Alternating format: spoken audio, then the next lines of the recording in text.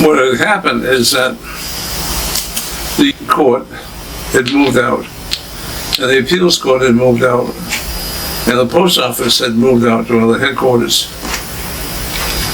And it was vacant.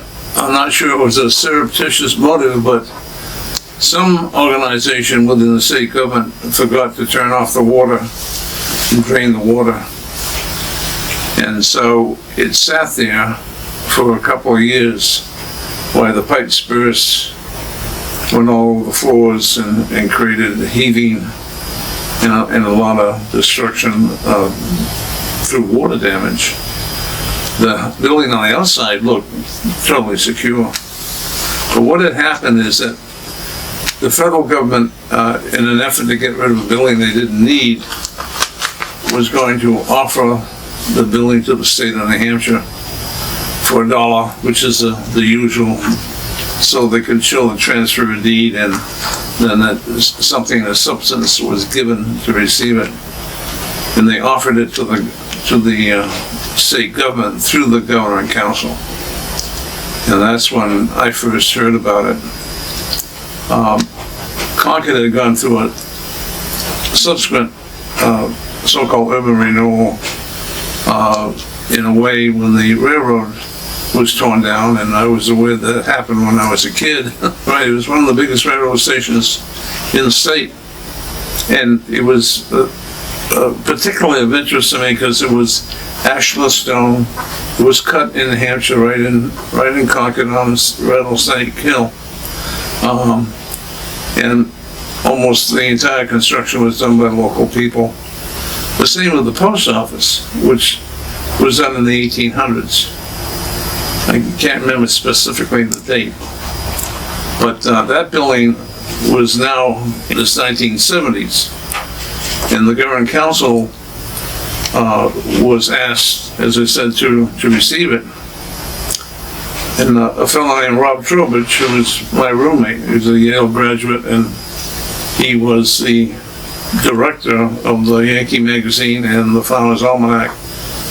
He was up my seat maiden, and we had talked about the rumor we'd heard. It was one small reference in the newspaper, so we went and we checked the governing council minutes, and sure enough, it was there. It was accepting the building, and also there was an attempt by the governing council to give it to the city of Concord.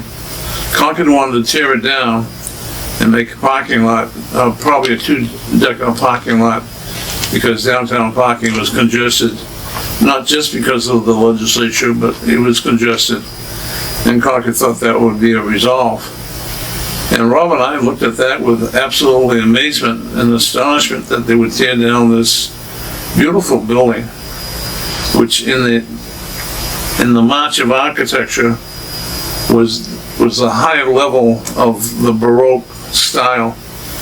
It's called ashlar stone, which is very heavy cut, and it was done with arches and columns. A very impressive building. And on the inside it was impressive when it was a courthouse on the front end, and the back end was, as I said, the post office. So we went to the governing council, and when it came up, we protested that they would even think about giving it to Concord with the idea they would tear it down. And the executive council basically didn't know what they would do because they had opposition, but we were just legislators, second term, I believe, and it could have been my first term of the majority, but I'm a little foggy on what year would actually happen. Anyway, I told the governing council person, who was a friend of mine, Walter Peterson, that if they did that, we would immediately go to the Superior Court just down the street and file an injunction. And Walter, being an astute politician, he was governor at the time, had been Speaker of the House, and I had worked with him before and liked him. He very astutely said, well, why don't we just put this on the table for the time being? Because Rob and I walked out there slapping each other's back. We didn't have a potential suit in our pocket like they thought, so we had time. So we rushed and filed a bill. And the bill would be that the federal government would send the building, or the ownership of the building, would go to the New Hampshire legislature, Senate and House, which to a lot of people would be an unusual thing, that they own property. Because while we were in the State House with the halls, we were kicked out every other year before we had biennial sessions. It's a very, very disruptive process. And it was a lot of hard feelings, who got what corner office, and then could the Attorney General get back in his favorite corner? And that would happen every other year. We only met 6 months of the first year. And then we would adjourn. Sine die means you're all done, unless there was some emergency called by the governor, or legislators could appeal to the Secretary of State to ask for a call, and then the governing council would call the legislature, which was almost never. One of the things that struck me early on is that the banking committee met in the basement of the New Hampshire Savings Bank. We didn't think there was any collusion. You know, people would always say, well, you know, why would you meet there? Other committees met in downtown where they didn't have any handicap access. There was no parking for the public to meet there. And some spread quite across the map of Concord. Public Works and Highways would meet further down in one of the buildings that used to be a garage, and became sort of a part-time office for the DOT, now known as DOT. But what it was so maddening for the general public. Where were things? So what had happened is that several committees with a, quote, higher status, judiciary, executive departments, administration, and appropriations, as they called it then, would meet in the State House.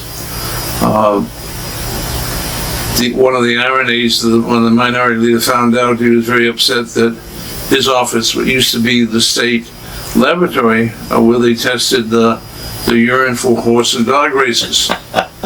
So this went on all the time, and Marshall Cobley had assigned me, before he came in as the Speaker, as the chairman of office space. And I said, what's that? He said, well, do as I tell you. And so I went in his office. I said, what do you want to do? He said, well, you know the corner office that the Attorney General has?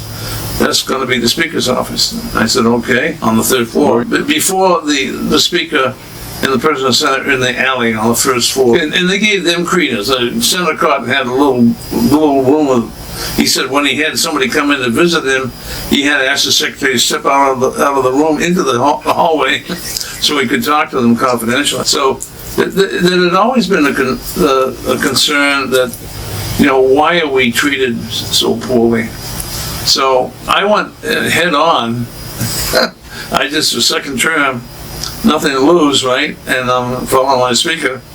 So I walk in and I see the Attorney General, George Papagiannis, and a good friend of the former Governor King. And so he said, well, what brings you here? And I said, well, I just want to see what we could arrange for office space. And I'm looking at your furniture, and he said, it looks like this might do, but if you had any additional requests. He said, well, appropriations hasn't even asked me yet. I said, well, I have to accomplish this before Christmas. And he said, what? He said, under what authority? And I said, under the authority of the House of Representatives. That's all I could represent. It's just on the House side.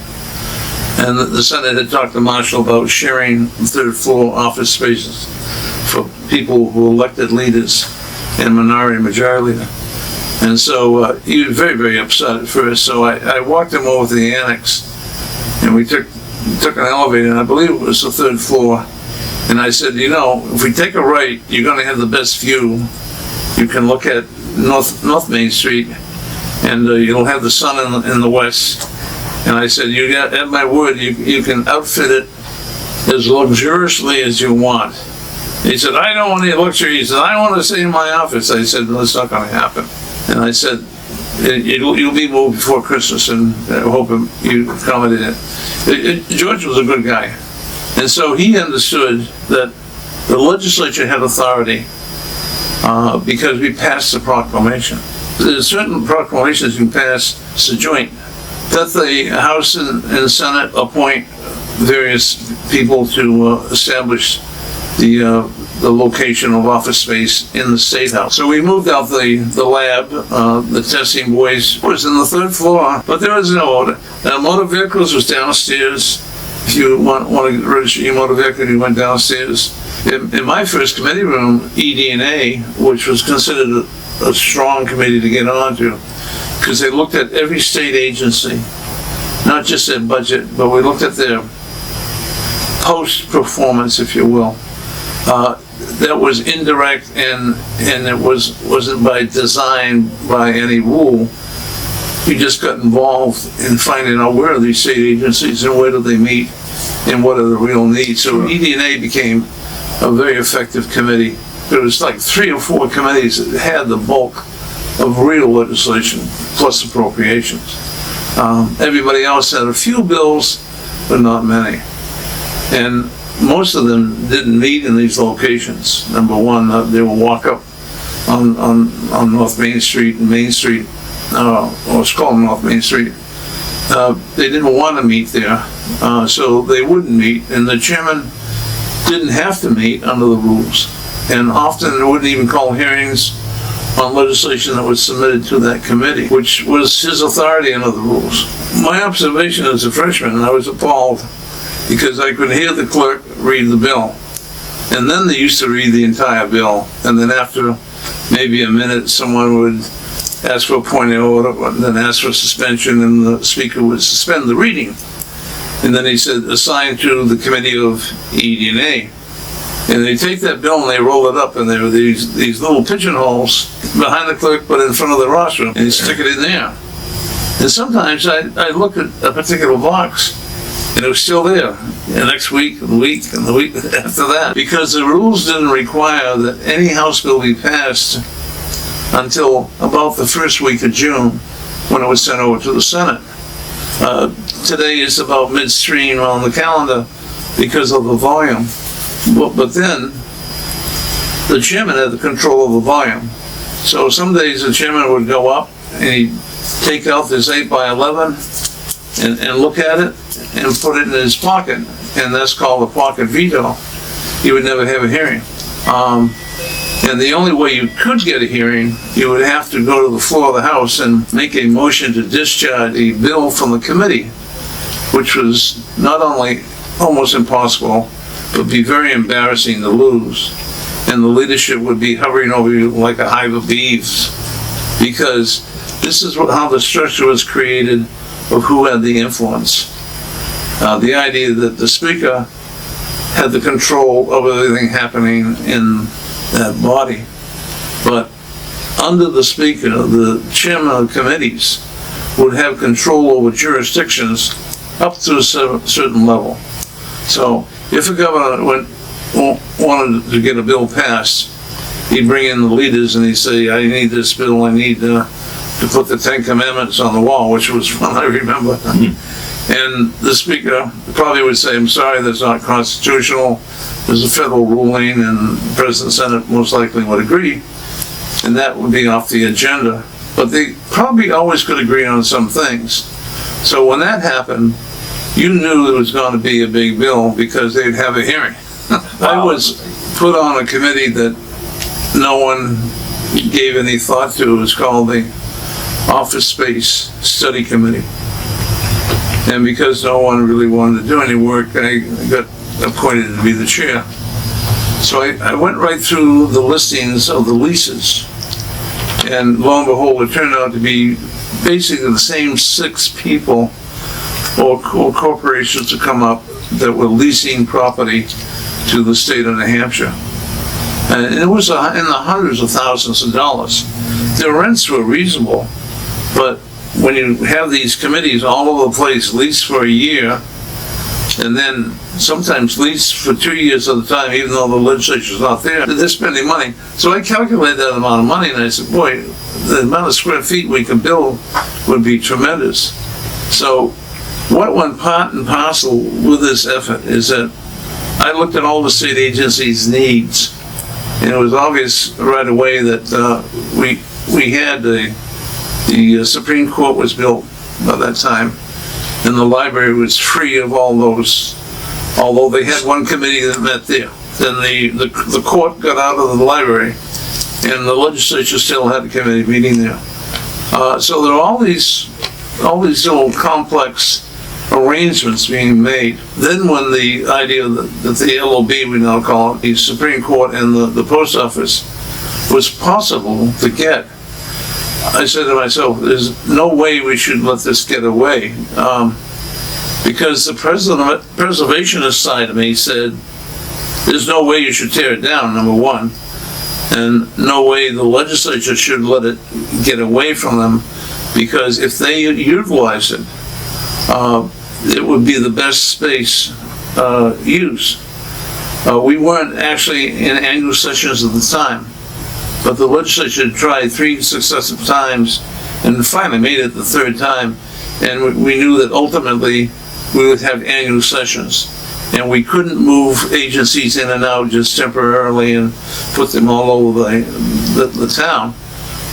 So that became apparent to Rob and I and others, and we put the bill in to create the Legislators Facilities Committee. And that they had the role to study the needs of the legislature office space, as well as auxiliary services, which means employees, and come up with a plan. In the meantime, there's quite a bit of furor in the governing council. One particular councilor I grew to admire, James Hayes. He wanted to have a parking lot there very bad. Call my friend Lamprey, former speaker, former president of the Senate, and part-time employee of the executive branch. He wanted to see a major building for all state agencies, because every single major leader has said, we've got to put our roots here and stop the building. And if he had a 7-story building, he thought that would take care of it. And we all make mistakes when we think about the future as far as needs in government. Government tends to grow, whether it's by population or demand, and it grows because you need people need space. And the last time somebody really thought about that was the governor from Laconia. His idea is that if he built the State House Annex, all the state agencies would be there forever. And they said that in their opening in the late 30s. This is the last building the state will have, because all the agencies will be right next door to the governor. They didn't say the legislature, to the governor. The other part is just the way I feel. I'm not an architect, I'm not an architect historian, but if you stand in the corner of the back of the State House, on what would be the northwesterly side, you will see the greatest exhibit of granite state facades, according to an Italian architect who was giving a group tour, any place, not only in the country, but in the world. If you're in Venice, you see a lot of the same structure. If you're in Rome, you see a lot of the same general structure. If you're in England, you see generally a lot of the same structure, with a lot of differences, but they're not nearby. But what is there is the State House, which is 1819. Then they have the State Library, which is pink Vermont granite. And then you have the State Historical Society, which was, I believe, 830s. Some people call that a Mussolini mausoleum style, but it isn't. It was one of the waves of architecture. It is a flat veneer style with some classical hints outside the building, using the column idea, because columns comes in lots of shapes and have different capitals. Then if you go over to the left-hand side, you see the State House Annex, 1938, and you look further with a religious organization, Christian Science building is a more European-looking structure. You swing over to the diagonal corner, and then the New Hampshire, then Savings Bank, now part of the Department of Justice, and that is a pink facade. It's modern. Now, as things got modern, they got flatter.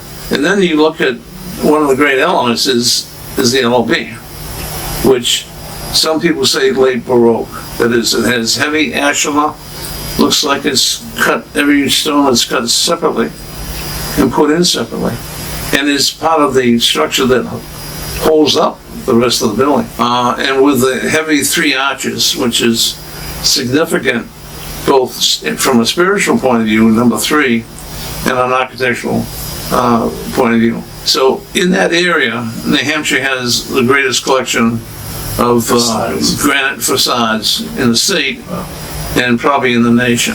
The other part of it that made it interesting to me is that I read somewhere after the Civil War, there was a great change in this country that they wanted to build. It wasn't just rebuilding, it was build and build anew.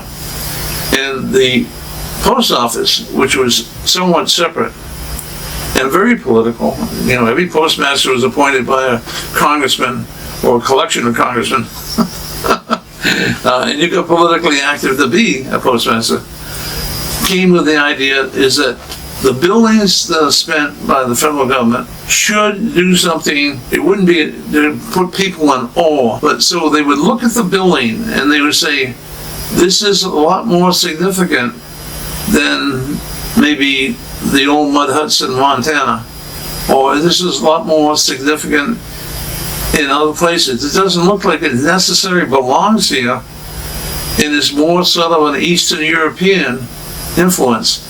But the post office did this all over. And there are close examples in Tennessee and in other states. If you chop off certain corners and lower them, they start to look like the LOB, that same roof style, slate, ashlar. And the other part that was interesting about the building is that, first I should say that the Facilities Committee came up and they said that the legislature should save the buildings. And that was the legislative bill. And it wasn't quite as controversial as I thought it would be, although there were always opponents. Oddly enough, I landed up being chairman again. And it's kind of the idea in politics, you know, if you take the initiative and spend the time and want to work, people will push you up to the top. So I became the chairman of the Legislative Facilities Committee, but in passing that, you know, Lamprey had his hand in the background, probably in the Senate, that we had to study the restoration of the building and getting so many square feet, and we had to study a 7-story structure on the same site. So they did something very unusual.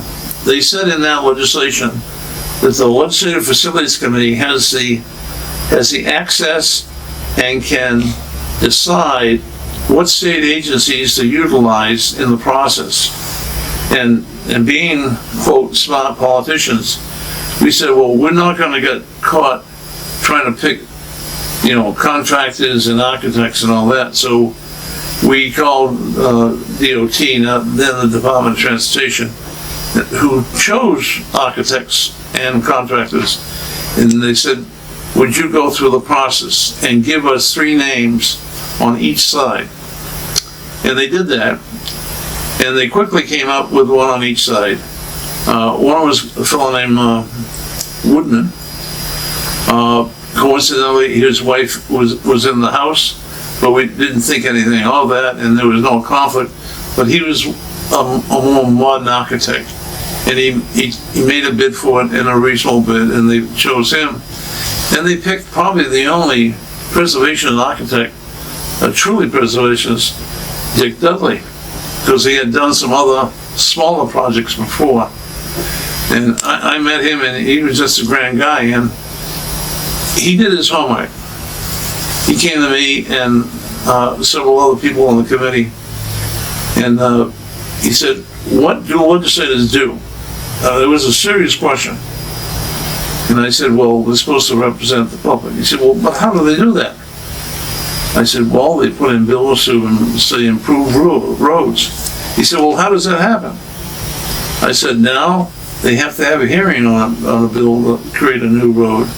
And people come in for and against, and you get some good information and get a lot of pluff. And then sometimes you get some things that's honorary or contrary. And then you have to make a decision. And then finally, legislator from Conway, Esther, said, I'll tell you what we do. We sit a lot. And she said, why are you asking these questions? He said, it's important for me to know what you do when you're in hearings and what you do after, so I can create the proper space. And he went about doing that. So the next session, the bill came in, and the appropriations on both sides. So we reported that we had two proposals. One was $4 million, everything for any tear down, any rebuild on the backside, all the furnishings, all the carpeting, and also what we had for communications in, which was a dictaphone system in each location. So every legislator could pick up the phone, no matter where it was, dictate a message. And the Secretary of Service on the fourth floor would type it out and send it up under his name, and right away he'd be talking to someone in safety about getting someone license plates or something would do with the VA plates. So all at once they got the impression that I am somebody. You know, I will now be able to do something. I'll vote the party line, or I might not vote all the time with my party. I might be a contrarian, but I'll be able to deliver. If somebody asks me some questions, I'll have some intellect behind my answer. And one side would cost $4 million, and the Lamprey estimated cost just to build it, but not furnished, carpeted but not furnished, was over $7 million. And I won over the likes of the great conservatives like Representative Chandler, John P.H. Chandler from Warner, who I liked. People said he put in some kooky legislation, fiscally and socially conservative. He had been up and down the line, and it didn't make any difference what office he was in. He always was campaigning, and people knew him and liked him because they didn't necessarily like his politics, but they saw him as a sincere person. And he sat next to me, and he crossed his legs like you might do one day. And I looking down, and I'm looking at his shoe, and he's got a hole in his shoe. And I said, who do you think you are, Adley Stevenson? He was a very wealthy guy. He said, well, no. He said, every once in a while I get them sold, but in the meantime I have cardboard in there. But he always looked pretty dapper. So he was on my side on the issue. It passed the House with a strong margin. It got in the Senate. It passed the Senate. It went to the governor's desk. And by this time, probably my second term as majority leader. And he calls me, Gilmanton Thompson. No, I beg pardon, I was first term as Speaker. So I've been working on this for 4 years. So he calls me in and he said, I got bad news for you. What's that? And he had this great big veto stamp. It was about four inches long, and he said, I'm vetoing this. This is a waste of money. I said, Governor, I think they make a mistake. He said, why would they support something like this? $4 million. I said, because they're conservative.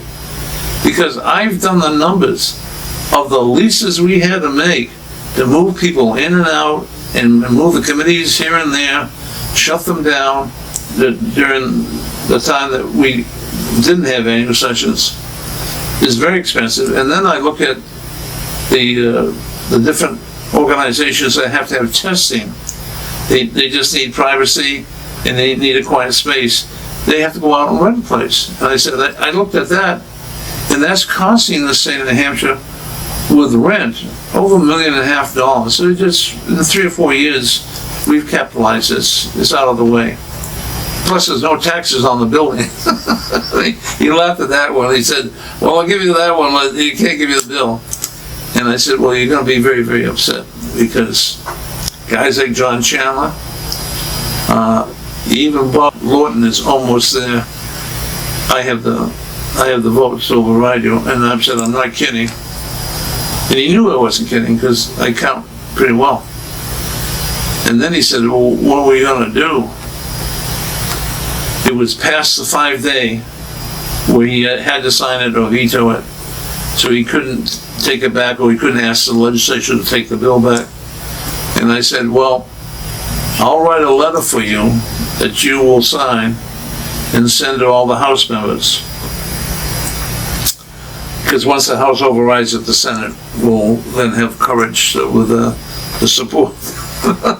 and you will say on first reading you thought that, but after you found out in the long term it is a more economic thing to do than people realize, and ask the House to vote to override your veto, which would be unprecedented.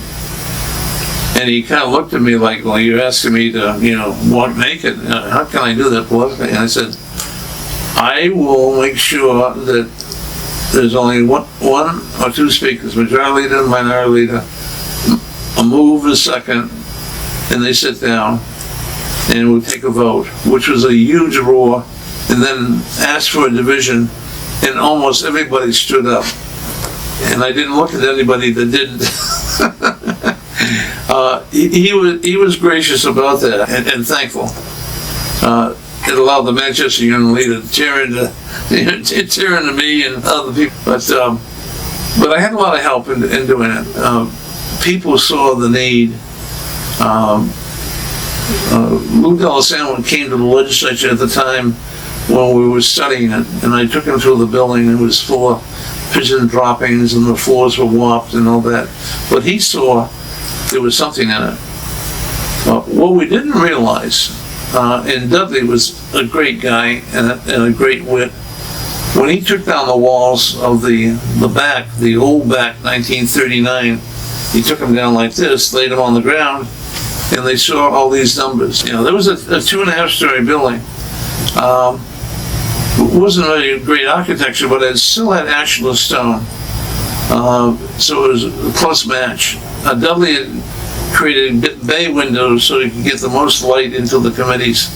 But the addition was very much in harmony with the building. Plus we had a 2-car garage in the back, 2 levels. Dubbed the king and the queen's levels. Anyway, he showed that there was put up in the pattern.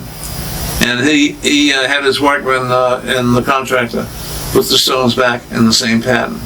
So the locations of those stones are done in such a way, in a Masonic manner, that there's harmony, even though the length of the stones are a different lengths. There's a pattern that goes on if you look at the whole building. So he did a marvelous job.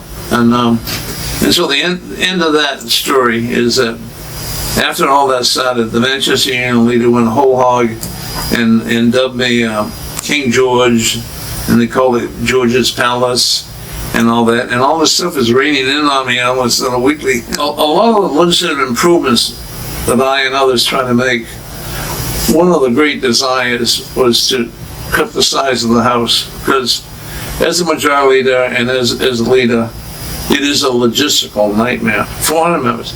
And that's just one of the problems. One of the other problems is that when people go to look for candidates, they can't find anybody who wants to do it for nothing other than mileage and $100. And so it's not too hard to think, if you double the size of the district now, 3,500 to 7,000, you're not going to have that much more work to do as a person. But at least your vote will have some effect, and perhaps you'd be able to get people who could spend some time in the legislature, since it is annual, on a part-time basis, and get away from other professional work, not just retirees, but other people who get away for a particular time. The other thing that would go with that would be a pay that is consummate to the level of time they're spending and the demand you're making them to be judges.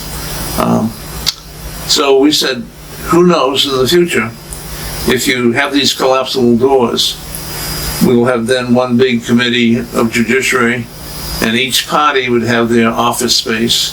Right now, they got these little bitty lockers where they put their things in. They got one space for the chairman and part-time employee during the session.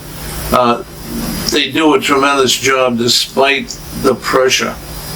And the pressure comes that every bill has to have a hearing. People criticize it because they say, some guy comes in from some little bitty town and he puts a bill in, about this and that. And I say, if you have a democracy, all the people on the floor, while it can be led by the speaker, who runs the process, keeps the machinery going, keeps the clock, so it doesn't get clogged up. Every single person can come down to the floor and try to defeat a bill that they think is inappropriate, or try to add to a bill, or try to pass the bill, even though a committee said we don't want to see it happen. That gives an individual legislator a lot of power. But since I've left, there was one person, a speaker, who said, I know how to shut off a lot of this debate.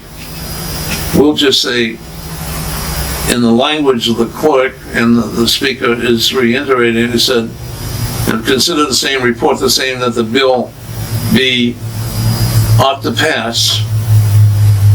They have to take the vote on receiving the bill. To me, receiving the bill is like getting the document back into the body where it's on second reading. Because they always say, this bill's on second reading and open to amendment. So then they take a vote, so the committee is ought to pass. If you want to put an amendment on it, you have to ask for reconsideration and be successful, and then ask for your motion to add to the bill and be successful. They've cut that. No, I don't believe in limited terms, because the legislature turns over about a third of the time. But one other thing that's interesting about the membership is that while the total membership turns over a third or more, some of the members stay there for a very long time, hopefully to get in position of being chairs, which is still an important role. But I think any way we measure it, New Hampshire has the most open process there is. There's only one other state that's gone through hearing all the bills and reporting all the bills. So while Nebraska has one body, they ultimately can hear them all, but they differ a lot.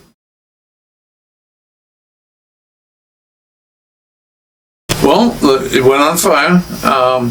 There was an internal fire underneath the roof, and so it got boiling for quite a while. And the fire department came, of course, and dosed it. And as they dosed it, the heavy weight of the water, but particularly the water, did water damage. Firemen believe in a lot of water, and water weighs a lot of tons, but it does damage to any fabric or any wood in the interior of the top. It will be the water damage in the central area, or this now called the old paneling we had on that, all warped. They took all the paneling down and put up wallpaper, which for the building, that building almost aches that to be a wooden finish. Dick Dudley said you don't go right up to the ceiling, you go generally maybe a 12-foot height. And he arranged actually plywood and partitions in such a manner that it looked like it was, ancient. Someday maybe that would be repaired, but it doesn't look bad, but it is not in the period.